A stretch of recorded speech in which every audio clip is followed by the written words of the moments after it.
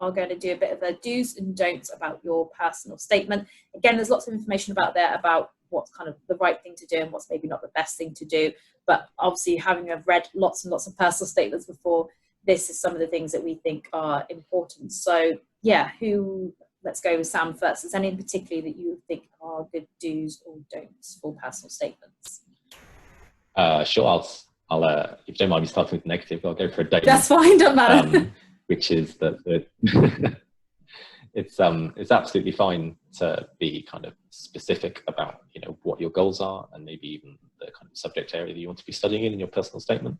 The one thing I would never do is actually put the name of an institution in there. There's a variety of reasons for that. One is that, you know, except for, unless you've got quite particular circumstances, I would always advise you to be using all 5 of the choices on your UCAS form. You know, just to, even if there aren't 5 places that you think are suitable, you know, just to keep your options open, really. So, you know, in most cases, you should be applying for more than one institution to begin with. So it wouldn't make sense to have only one list in your personal statement. But the other is just that regardless of your kind of plans at the point you're applying, you don't know what's going to happen or where you're going to be at, you know, 6 months down the road. So if you're sending off your application in October or in January, when it comes to August, results day, you might find that actually you're in clearing, and whether that's because you haven't secured a place or actually you have, but your goals have changed and you've released yourself into clearing so you can pursue other options. So if you're then going to a university that perhaps 6 months ago you hadn't even considered, maybe not even heard of, because, you know, what you're aiming for has changed, you don't want that old university stamped on the top of your personal statement, because that's going to look a bit odd to the admissions tutor reading it at the new place that you're applying to. So, and there's just no benefit to it, really. No admissions tutor is going to be impressed because you've written out the title of their institution on the personal statement. That's just wasted words that could be talking about how brilliant you are, really. So don't do it. Cool. Ben, you got anything to add? I'll go with a do then. Yeah. How about, I feel like it's really important to sort of take your time with the process and embrace it fully. It's obviously there's a reason to do it because you want to get into the university of your choice, but there's lots of additional benefits to producing a high quality personal statement in terms of the skills that you learn and reflecting on your own skills, etc. And also, every time that I've applied for a job, I've looked back on old personal statements that I've done, and, you know, there's a lot of content there that you can just quickly adapt rather than starting afresh. And almost like every time that you apply for a new role or a new university course, if it's a master's after your study, you can take on your personal statements and the types of personal statements that you write, and you can improve them, but then adapt them to the specific purpose as well. So it's definitely a process that if you put the time in early, it helps you out long term because you get better and better as you go along.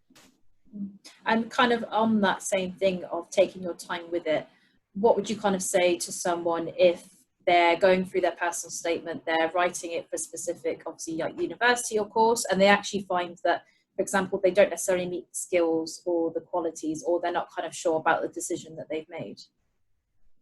I would say definitely don't be afraid to change your mind.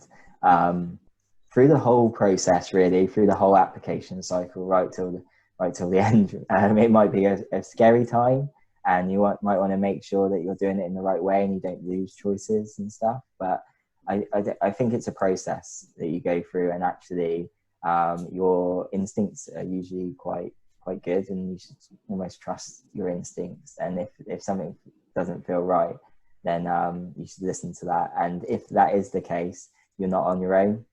So you'll have careers advisors at your college, etc. And you can just be open and honest with them and say, yeah, I thought this pathway was for me, but actually now I look into it, I'm not sure it is for me.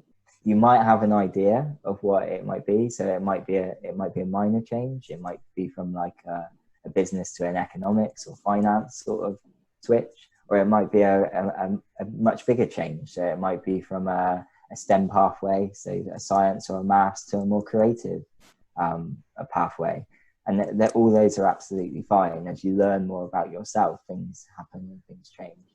So if you, and you might not know at all, you might just think, I want to do something, but I really don't know what to do. And again, yeah, speak to careers advisors, speak to people you know. And then 3 just quick ones from me, particularly around subject knowledge. So, you know, talk about who, if you have anyone who you think is quite inspiring that maybe you've looked at in a class before, you've looked at a theorist, make sure you're kind of included that in there, obviously, if it is relevant. If there's any particular subjects that maybe you think the university are offering that are kind of similar subjects that are interesting to you, make sure you put that in there as well. You're kind of showing your keen interest. But also as well, don't lie about it. We're having a discussion about this before, particularly, you know, if you say you've read a particular book by someone, you know, most of the time you might find that you're not asked about that. But for example, if you were in an interview and the admissions tutor had your personal statement, they said, oh, I see that you've read such and such a book. Can you tell me a bit more about what you found about it? And you've not actually read it. That's going to be a very awkward scenario. So it's kind of best to just, you know, keep that truth. And don't lie about things that you have or haven't read. And then also... Sorry, just a quick one on that as well. It's about, if you've read a book, it's about what you've gained from that book that they're going to want to hear and understand. Because I could have read a book but not gained anything from it. So it's about then not saying, oh, I've read this book that we should read. It's, and then I gained this, and I'm going to apply it in this way. Definitely.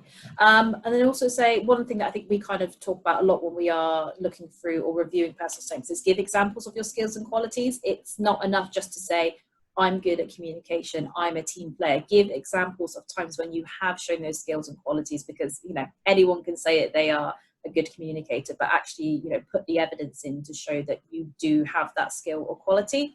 And then finally, the last kind of tip for me would be asking people around you. So I think we are our worst own critics.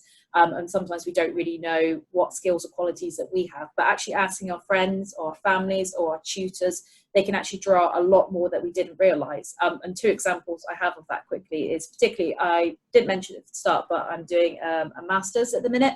When I did my personal statement for that, I actually gave it to Sam to like review and to look over and be like, Sam, does this look okay? Is this fine? And Sam was able to help me draw out a lot more of the strengths that I had built up in order to get onto the course. So, you know, it helps having an admissions tutor or someone that's worked in admissions to look over that. But also as well, I've got a friend who's currently trying to get into working in the education sector. And she's worked in volunteering youth work with me before, and actually going over her personal statement saying, well, you've not spoken about when you've done this before, or you've not spoken about when you've led this activity. You know, they just kind of, people notice more things about you that you can add in, and yeah, just kind of, you know, sell yourself quite a lot more.